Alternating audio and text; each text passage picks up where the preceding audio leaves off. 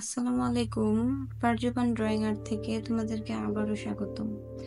আজকে আমি তোমাদেরকে একটি প্রজাপতির গল্প শোনাবো, যা আমাদের অনেকেরই বাস্তব জীবনের সাথে মিলে যায়। চলো গল্পটি শুরু করা যাক। একদিন একটি সকালে একটি ছোট্ট প্রজাপতি নিজের শূন্য কুটির থেকে বের হলো। প্রথমবারের মতো সে পৃথিবীকে দেখতে পেল। সূর্য সোনালি আলো তার পাপড়ির উপর পড়লো। তার রঙিন পাপড়ি ঝিলমিল করে উঠল। ছোট্ট প্রজাপতিটি জানতো না তার জীবনে এক নতুন অধ্যায় শুরু হতে যাচ্ছে। প্রথমে সে উঠতে চেষ্টা করলো, কিন্তু তার পাপড়ি বেশ ভারী ছিল। তবুও সে চেষ্টা করলো, থামলো না, কারণ সে জানতো স্বপ্ন পূরণের জন্য সংগ্রাম করতে হয়। সে ফুলের পাপড়ি, গাছের ডালপালা পেরিয়ে একে একে আকাশের দিকে এগিয়ে যেতে থাকলো।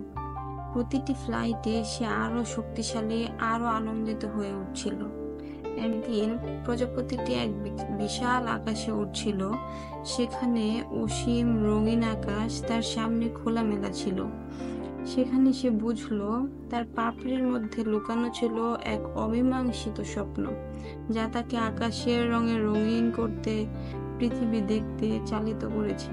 সে অনুভব করলো পৃথিবীর সৌন্দর্য এবং মুক্তির অনুভূতি তার জীবনকে পূর্ণ করেছে।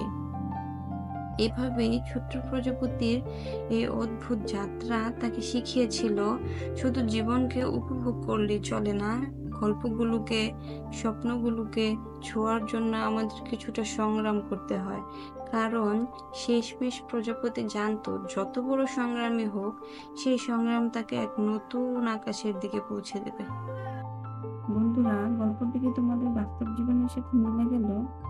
যদি মিলে যায় তাহলে অবশ্যই আমাদের কাছে শেয়ার করবে, এবং পরবর্তীতে কি কি গল্প শুনতে চাও অবশ্যই আমাদেরকে কমেন্ট করে জানাবে। ধন্যবাদ।